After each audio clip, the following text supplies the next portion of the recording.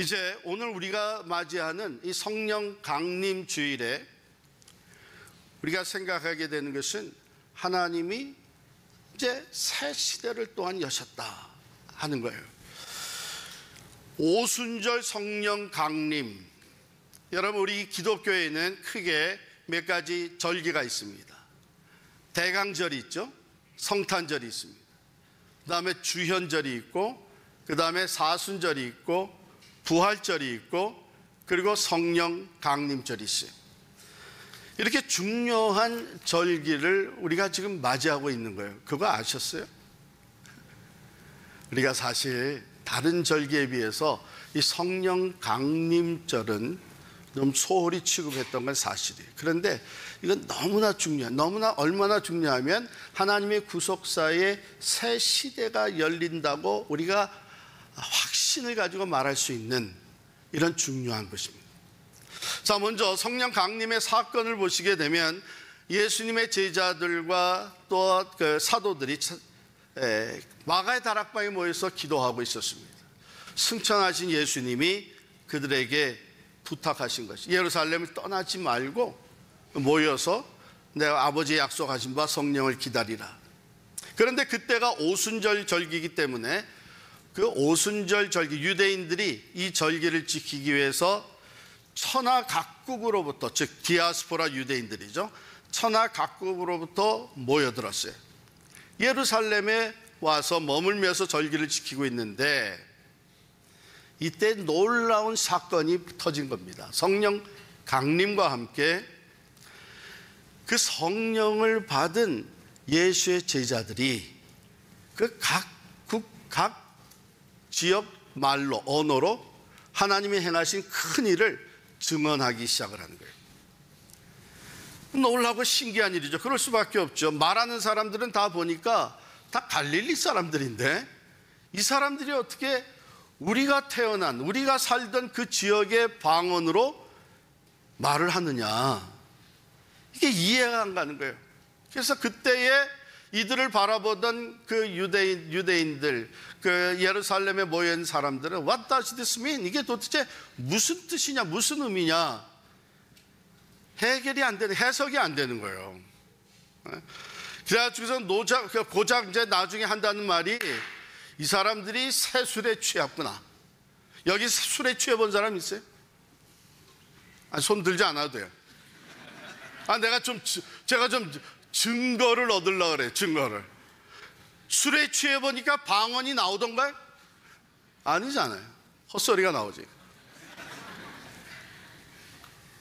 근데 여기는 그 당시에 사용되던 각 지역의 랭귀지, 언어가 그대로 언어로 전달이 되는 거예요. 그래서 What does this mean? 이게 도대체 무슨 의미냐? 여러분, 오늘날에도 성령, 오순절, 성령 충만, 성령 강림의 사건이 이게 도대체 무슨 뜻이야? 무슨 의미야? 오늘날의 많은 크리스찬들도 이 질문을 합니다. 여러분들도 아마 그런 좀 의문이 있을지 몰라요. 그래서 어떤 사람들은 오늘도 우리들은 당시 예수님의 제자들과 같이 모두가 다 성령 세례를 받아야 한다. 그래서 모두가 다 방언을 할 수 있어야 된다. 이런 얘기를 하고, 어떤 사람들 직접 물어봐요. 당신 성령 세례 받았느냐고. 아마 여러분들 질문 받아본 사람도 있을 거예요.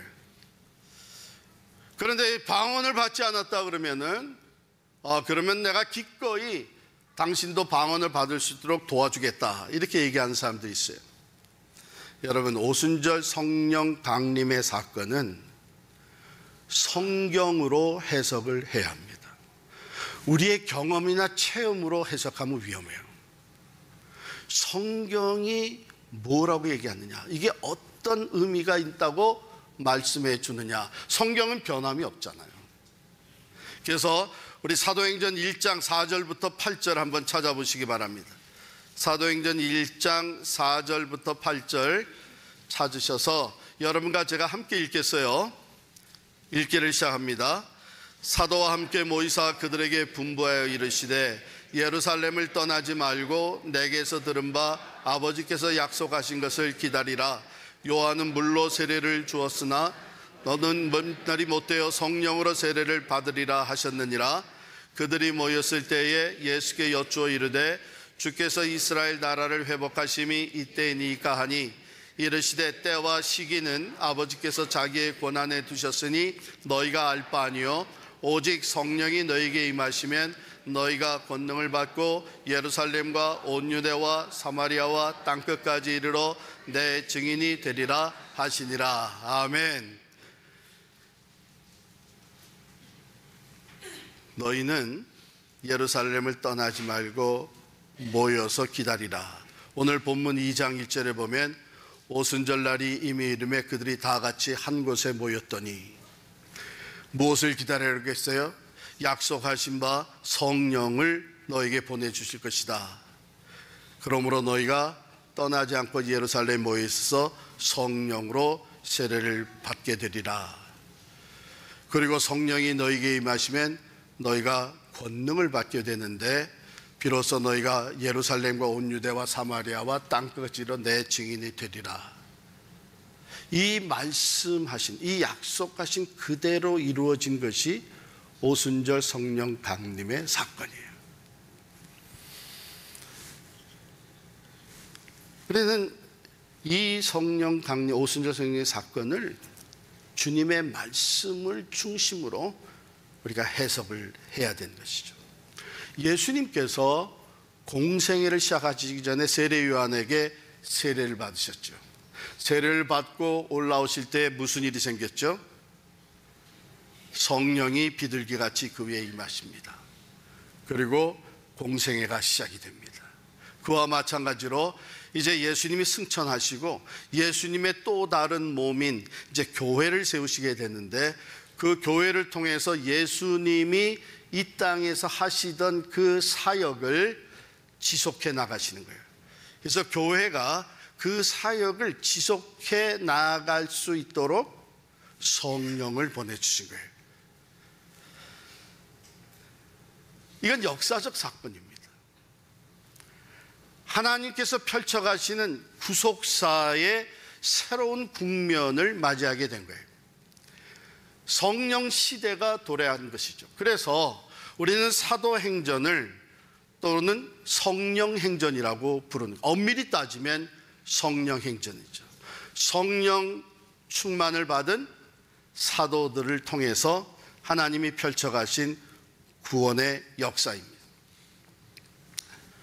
그런데 성령 충만을 받게, 성령이 오직 너희에게 임하시면 너희가 권능을 받고, 이렇게 돼 있어요. 그러니까 성령을 덧입지 않으면, 성령의 도움이 없이는 우리가 예수의 증인이 될 수 없다는 거죠. 예루살렘과 온 유대와 사마리아와 땅끝까지 이르러 내 증인이 되리라. 말을 바꾸면 성령이 임하시고 성령 충만한 삶을 살 때에는 우리가 결단하고 나설 필요 없이 저절로 예수의 산 증인된 삶을 살게 된다는 거예요. 제가 그래서 성령 충만이 얼마나 중요한지를 나중에 또 말씀을 드리겠습니다. 자, 이 모든 것의 궁극적인 목적은 뭐냐? 하박국 2장 14절에 보면 이는 물이 바다를 덮음같이 여호와의 영광을 인정하는 것이 세상에 가득함이니라. 하나님의 살아계심과 하나님이 죄인을 구원하시고 하나님의 나라를 다시 회복시키시는 그 살아계신 하나님, 삼위일체 하나님의 영광이 온 땅을 덮는 그것이 궁극적인 목적이에요. 하나님은 이 목적을 이루시기 위해서 계획이 있으셨어요. 그 첫 번째 계획이 이 땅에 교회를 세우시는 겁니다. 예수님이 승천하시면서 예수님의 또 다른 몸인 교회를 세우셔서 교회가 예수님이 시작하신 그 미시오 데이, 하나님의 선교의 사역을 지속적으로 감당하게 한 거예요. 마태복음 16장 18절에 예수님이 이미 말씀하셨죠.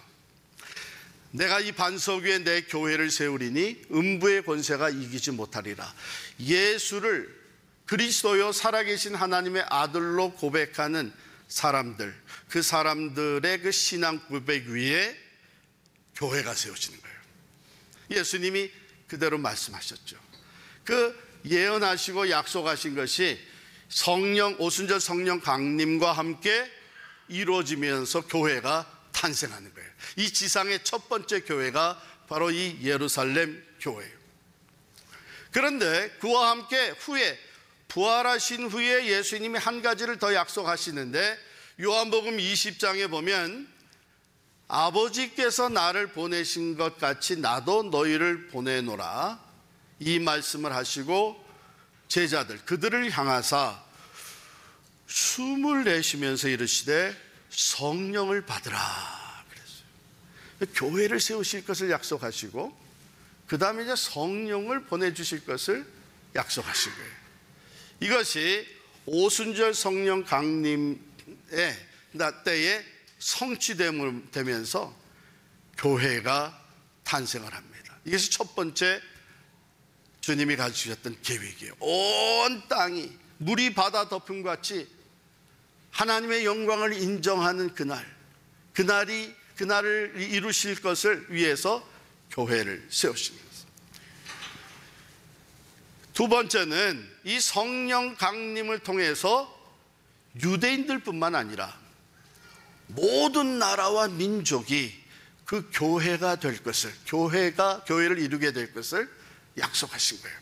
그래서 오늘 본문 9절부터 11절에 보면 이 모인 사람들에 대한 디스크립션인데요, 이들은 바데인, 메데인, 엘람인, 메소포타미아에서 온 사람들, 유대와 갑바디기아에서 온 사람들, 본도와 아시아, 부르기아와 밤빌리아 출신들, 저 아프리카의 애굽과 구레네에 가까운 리비아 여러 지방에 사는 사람들, 이제 유럽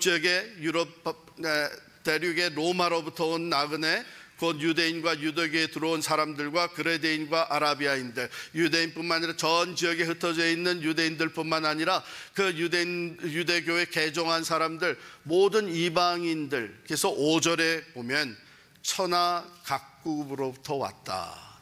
이 성령 강림주의 사건 때에 바로 이미 이 교회에 모든 민족과 백성들, 나라의 백성들이 함께 포함될 것을 보여주신 거예요. 여기서 우리는 창세기 10장을 떠오르게 되죠. 창세기 10장에 보면 노아 시대에 물로 세상을 심판하신 하나님께서 노아의 가족들은 방주를 통해서 구원을 하셨죠. 그러니까 노아의 아들들을 통해서 이제 여러 민족들이 생겨나는 거예요. 그래서 거기에 보면은 각 종족과 나라대로 바닷가의 땅에 머물렀던 그 부족들에 대한 기록이 나옵니다. 근데 이들이 그때는 언어가 하나였어요. 이들이 점점 인구가 늘어나고 자기들의 힘이 강해지면서 무엇을 구상을 했나 하면 우리 바벨탑을 쌓자. 하늘까지 닿게 되는 높은 바벨탑을 쌓아서 우리가 그것을 보고 흩어지지 않고 여기서 우리의 세력을 세워가자. 근데 하나님이 그 교만한 것을 보셨어요. 즉 바벨탑이라는 것은 자기들이 자신들의 삶의 주인이 되고자 하는 거예요. 그 교만을 하나님께서 심판하십니다. 어떻게 심판하셨어요? 언어를 혼잡하게 만든 거예요. 소통이 안 되게 된 거예요. 각기 다른 언어가 쓰여지면서 이게 협력해서 탑을 쌓아야 되는데 말이 안 통하게 되는 거예요. 그래가지고 그들이 온 지면에 흩어지게 됩니다. 그런데 오늘 오순절 성령 강림 때에 각 나라와 민족의 방언들이 터져 나오면서 성령 안에서 소통이 된 거예요. 하나님이 예수 그리스도를 통해 행하신 일, 예수의 십자가와 부활, 그를 구주로 삼으시고 누구든지 주를 믿는 자는 영생을 얻게 하시는 이 놀라운 새 시대의 구원의 역사를 위해서 소통하게 하신 거예요. 그 방언이 터져 나온 것이죠. 그래서 보면 여기 베드로 사도가 일어나서 이것을 놀라워하는 백성들에게 설명을 한 것이 14절부터 쭉 나오고요. 그러고서 우리가 기독교의 첫 번째 설교다 이렇게 얘기를 합니다. 이 내용을 보게 되면 첫 번째는 이 성령 강림의 사건은 오래전에 하나님이 계획하신 예언의 성취다. 요엘서에 보면 마지막 때에 어떤 일이 일어날 것인가, 여러분께서 16절부터 보면 이렇게 기록이, 이는 곧 선지자 요엘을 통하여 말씀하신 것이니 일러스되 하나님이 말씀하시기를 말세에 내가 내 영을 모든 육체에 부어주리니 너희의 자녀들은 예언할 것이요 너희 젊은이들은 환상을 보고 너희의 늙은이들은 꿈을 꾸리라. 그때 내가 내 영을 내 남종과 여종들에게 부어주리니 그들이 예언할 것이요 또 내가 위로 하늘에서는 기사를 아래로 땅에서는 징조를 베풀리니 곧 피와 물과 연기로다. 주의 크고 영화로운 날이 이르기 전에 해가 변하여 어두워지고 달이 변하여 피가 되리라. 누구든지 주의 이름을 부르는 자는 구원을 받으리라. 누구든지 모든 민족과 나라에 속한 어느 사람이든지 바로 이제 예수 그리스도의 복음을 듣고 예수를 믿기만 하면 구원을 받게 되는 이 새로운 시대가 열리게 된 거예요. 근데 하나님이 성령 강림과 함께 열어주신 이 새 시대는 그 똑같은 목적을 가지고 계속 지속되는 거예요. 주님 다시 오시는 그날까지. 그리고 오늘 이 시대에 우리가 그 새 시대의 역군이 되어서 부름을 받아 하나님의 선교를 감당하는 사람들이 된 거예요. 자, 그러면 우리가 이 사명을 감당해야 되는데 어떻게 감당할 것이냐? 그것은 성령 충만을 통해서 감당하는 거예요. 성령 충만을 통해서. 성령 충만하면 우리의 생각과 말과 행동과 모든 것이 다 성령의 지배를 받아서 성령이 이끄시는 대로 행하게 돼 있어요. 말하게 돼 있어요. 그런데 성령은 받았는데 성령이 컨트롤 하시는 걸 따르지 않을 때 성령이 내 삶의 주인이 아니라 여전히 내가 내 삶의 주인이 돼서 내가 원하는 대로, 내가 하고 싶은 대로 생각하고 선택하고 판단하고 결정하고 살아가는 거예요. 그래서 예수를 믿은 사람의 삶은 때로 큰 갈등이 일어나요. 큰 갈등이 일어나요. 왜? 이 안에 주인이 둘이 돼버린 거예요. 성령께서 새로운 주인으로 오셨는데, 그리스도가 성령으로 새로운 주인이 되셨는데, 근데 여전히 내가 주인 역할을 하니까 주인이 둘이 된 거예요. 그래서 성령 충만한 삶은 내가 주인 되는 것을 포기하는 거예요. 성령의 이끄심에 순종하며 나아갈 때 성령 충만. 그러면 성령 충만한 삶을 통해서 우리의 삶에 그런 어떤 변화가 일어나느냐? 첫 번째, 구원받은 자들이, 그래서 성령을 받은 사람들이 성령의 충만한 삶을 통해 인격이 변하는 거예요. 사람은 안 변한다. 우리가 너무 안타깝고 절망적일 때 그런 얘기를 하는데 아닙니다. 사람이 변해요. 인격이 변해요. 두 번째, 성령 충만을 통해 오늘 본문에서 주신 대로 우리가 예수의 산 증인이 되는 거예요. 우리가 살아가는 삶의 영역에서 담대하게 예수 그리스도의 십자가와 부활의 복음을 전하는 사람이 되는 거예요. 뭐 여러 가지, 난 이게 힘들고 이거 어렵고 나는 성경도 모르고 나는 자신이 없고 여러 가지 여러분들이 얘기할 수 있는 이 모든 익스큐스가 성령 충만한 가운데 다 사라지는 거예요. 성령이 우리를 통해서 역사하시기 때문에. 그게 성령의 권능이에요. 이 세 가지가 굉장히 중요합니다. 먼저는 예수를 주로 고백할 수 있게 하시는 분이 성령이에요. 그래서 고린도전서 12장 3절에 보면 성령으로 말미암지 않고는 아무도 예수를 주라 시인할 수 없느니라. 그러니까 우리가 예수를 내 구세주로, 주인으로 고백할 수 있는 것이 성령의 도우심이에요. 그리고 우리가 인격적으로 우리의 인격이 예수를 닮아가는 변화가 일어날 수 있는 것이 성령의 도우심이에요. 그리고 우리가 우리를 먼저 택해 주신 대로 나아가서 예수의 증인된 삶을 살아갈 수 있는 것이 성령의 능력의 도우심이에요. 할렐루야. 자, 그러면 남은 것은 뭐예요? 네? 어떻게 우리가 성령 충만한 삶을 살 것이냐죠. 네, 그게 남은. 여러 가지 얘기를 할 수 있지만 저는 오늘 한 가지만 딱 얘기하려고 그래요. 사모해야 돼요. 사모해야 돼요. 내가 만약에 지금 나는 구원의 확신이 없다 하게 되면, 나는 정말 담대하게 예수를 나의 구세주로, 내 삶의 주인으로 고백하지 못하고 있다. 어떤 것들은 이해가 안 된다. 정말 그럴까? 그런 사람들을 사모해야 됩니다. 성령님, 나도 확실한 구원에 이르기를 원합니다. 나도 예수 그리스도를 정말 내 구주로 믿고 고백해서 새로운 사람으로, 하나님의 자녀로 다시 태어나기를 원합니다. 나도 이 구원의 확신을 갖게 해주세요. 성령님, 나를 도와주세요. 이 사모하는 마음이 있어야 됩니다.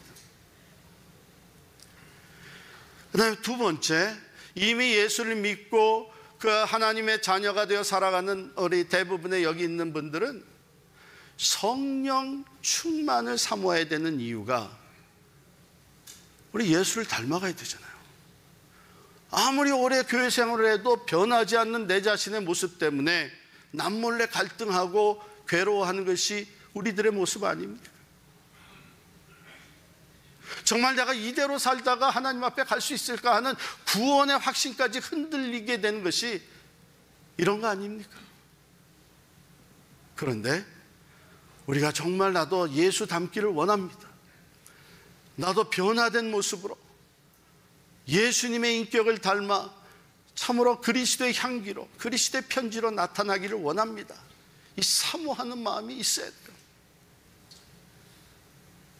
그리고 우리가 성령을 보내주신 그 궁극적인 목적이 바로 예수의 산 증인되게 하심인데, 여러분, 나와 앉아서 예배를 드릴 때마다 전도에 대한 얘기, 선교에 대한 얘기를 하게 되면 그것을 들으면서 내 마음속에 왜 나는 못하고 있나?